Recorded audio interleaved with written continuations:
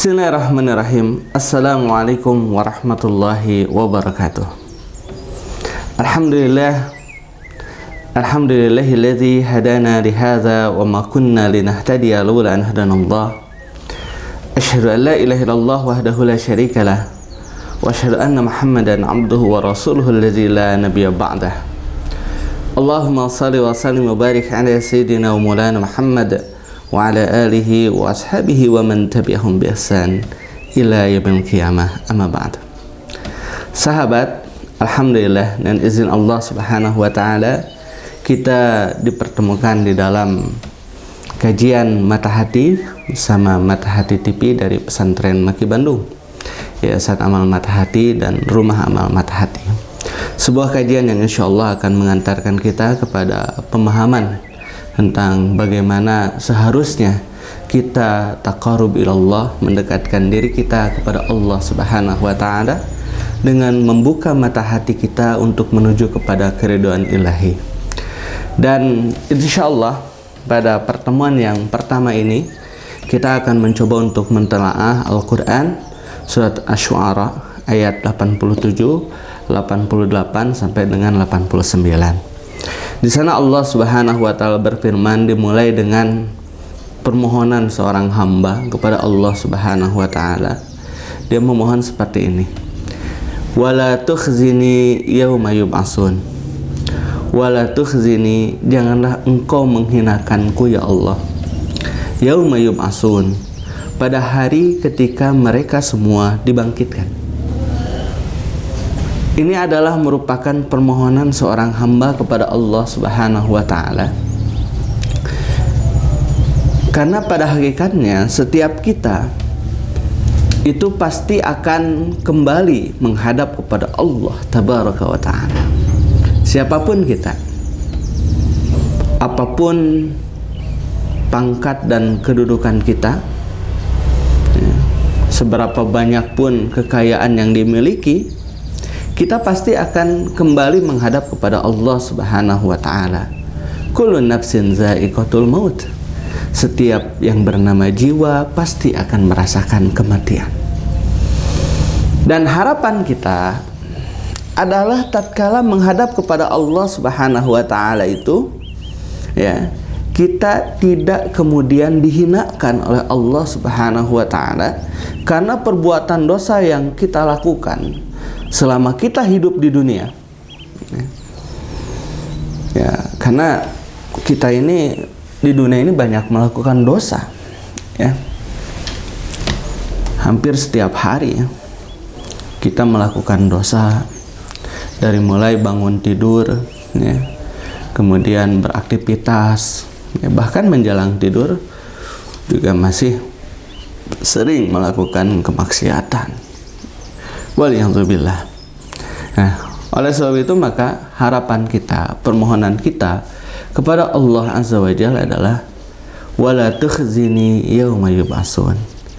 Dan jangan engkau hinakan aku, ya, pada hari ketika mereka semua dibangkitkan. Ya, pada hari ketika kita menghadap kepada Allah Subhanahu wa taala, dibangkitkan dari kematian, ya. Nah, kita mohon kepada Allah Subhanahu wa taala agar kita tidak dihinakan pada hari tersebut. Kemudian, ya, dilanjutkan kapan yang dinamakan dengan hari kebangkitan tersebut, yaitu yauma la yanfa'u malun wala banun. Yauma la yanfa'u, pada hari tidak bermanfaat mal, ya, harta kita, wala banun, dan juga anak-anak kita. Bayangkan pada hari tersebut yang dinamakan dengan harta yang kita cari dengan sekuat tenaga, kita cari dengan penuh pengorbanan, bahkan sampai mengorbankannya, sebagian orang bahkan sampai mengorbankan ketaatannya kepada Allah Subhanahu wa taala. Ditinggalkanlah yang dinamakan dengan ibadah, ditinggalkan sholat, ditinggalkan tilawah dan ketaatan-ketaatan yang lain. Ditinggalkan untuk apa? Untuk mencari harta. Bahkan sebagian orang kemudian melalaikan sholat. Karena apa? Karena dengan alasan sedang mencari harta. Ya. Untuk apa? Untuk kebanggaan hidupnya di dunia. Ketika sudah mendapatkan harta, kemudian itu menjadi kebanggaan hidupnya di dunia. Ternyata, ya, itu tidak memiliki manfaat. Layan pak, tidak bermanfaat. Layan fa'u mal, harta. Wala banun, pun demikian dengan anak-anak yang kita banggakan, anak-anak yang menjadi buah hati kita, itu juga tidak akan bermanfaat bagi kita. Kemudian ya, apa syarat agar kita menjadi orang yang mendapatkan kemanfaatan ya, tatkala menghadap kepada Allah Subhanahu wa Ta'ala pada hari dibangkitkan tersebut? Maka pada ayat yang ke-89 ini adalah merupakan kuncinya. Allah Subhanahu wa Ta'ala berfirman, illa man atallaha biqalbin salim, kecuali orang-orang yang datang menemui Allah biqalbin salim, dengan hati yang selamat. Yang menjadi pertanyaan, apa sih yang dinamakan dengan hati yang selamat tersebut? Dan apakah kita semua sudah memiliki hati yang selamat tersebut? Dan apakah kita mampu untuk mencapai tingkat derajat manusia yang memiliki hati yang selamat? Ini yang kemudian menjadi pertanyaan-pertanyaan di dalam diri kita, sehingga kita memperoleh kebahagiaan tatkala menghadap kepada Allah Subhanahu wa Ta'ala. Karena ternyata pada hari tersebut harta kita, kemudian anak-anak kita tidak bermanfaat. Yang bermanfaat adalah tatkala kita datang menghadap kepada Allah Subhanahu wa Ta'ala membawa hati yang selamat. Lalu apakah kita memiliki hati yang selamat tersebut? Ini adalah pertanyaan-pertanyaan yang berkecamuk di dalam diri kita, dalam hati kita. Yang pertama, siapa orang yang memiliki hati yang selamat tersebut? Di dalam tafsir Katsir dijelaskan bahwasannya orang yang memiliki hati yang selamat adalah salimun minad danas. Ya, hati yang selamat adalah hati yang selamat dari danas. Danas itu artinya kotoran. Ya, penyakit-penyakit hati. Ya, dan sangat banyak sekali penyakit-penyakit hati tersebut, banyak sekali ya. Di antaranya adalah ria ya, ria ingin dilihat orang, kemudian ujub ya, berbangga, sombong, takabur. Ini adalah merupakan penyakit-penyakit hati. Ini adalah merupakan kotoran-kotoran hati ya. Sehingga tatkala kita ingin memiliki hati yang selamat, maka kita harus berupaya sekuat tenaga menjauhi penyakit-penyakit hati ini. Kita harus berupaya sekuat tenaga menjauhi sombong, ujub, ria, takabur dan sebagainya.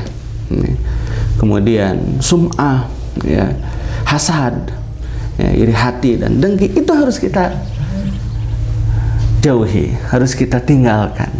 Sebab ya, kita ingin memiliki hati yang selamat. Dan kemudian ya, dijelaskan oleh Ibnu Sirin, beliau seorang tabi'in. Beliau mengatakan seperti ini, al-qalbus salim, ya, hati yang selamat adalah hati an ya'lama anallaha haqqun, yaitu hati yang mengetahui bahwasanya Allah adalah hak ya. Wa anna sa'ata atiyatun, dan bahwasanya hari kiamat itu akan datang. La raiba fiha, tidak ada keraguan di dalamnya. Wa anallaha yab'atsu man fil qubur, dan bahwasanya Allah akan membangkitkan siapa saja yang berada di dalam kubur. Jadi ada 3 hal yang akan menjadikan hati kita selamat. Sebab apa? Tatkala kita benar-benar mengetahui bahwasanya Allah adalah hak dan Allah adalah yang memiliki hak untuk kita ibadahi dengan sebenar-benarnya, dengan sebaik-baiknya, dengan penuh keikhlasan, dengan penuh ittiba, mengikuti sunnah Rasulullah SAW. Ya, ini adalah merupakan istiqdad kita, persiapan kita, ya, mengetahui dengan sebenar-benarnya makrifah, ya, mengetahui dengan sebenar-benarnya pengetahuan kita, dan kemudian kita berupaya untuk mendekatkan diri kita kepada Allah Subhanahu wa Ta'ala dengan sebenar-benarnya, dipenuhi dengan rasa ikhlas dan juga mengikuti contoh dari Rasulullah Sallallahu Alaihi Wasallam. Ini adalah merupakan istiqdad kita, persiapan kita untuk menghadap kepada Allah Tabaraka wa Ta'ala. Ya. Kemudian yang kedua, mengetahui bahwasanya hari kiamat akan datang, ya, dan tidak ada keraguan di dalamnya, bahwasanya yang dinamakan dengan sa'ah itu kehancuran. Kita semua akan hancur, kita semua akan binasa, kita semua akan kembali menghadap kepada Allah Azza wa Jalla.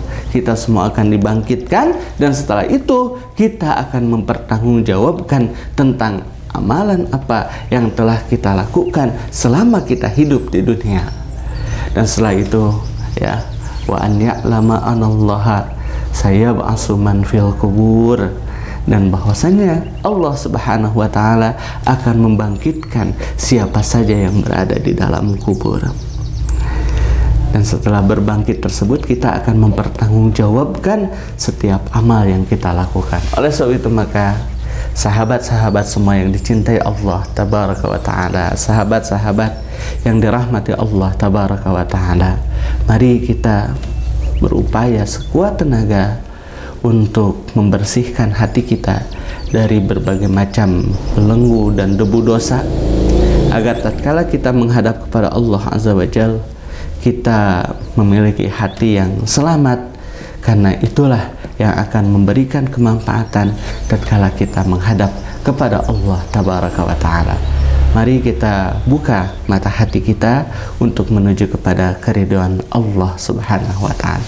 Ala kulli hal, kita cukupkan saja sampai di sini kajian kita. Mudah-mudahan bermanfaat kita semua. Subhanakallahumma bihamdika asyhadu an la ilaha illa anta astaghfiruka wa atubu ilaik.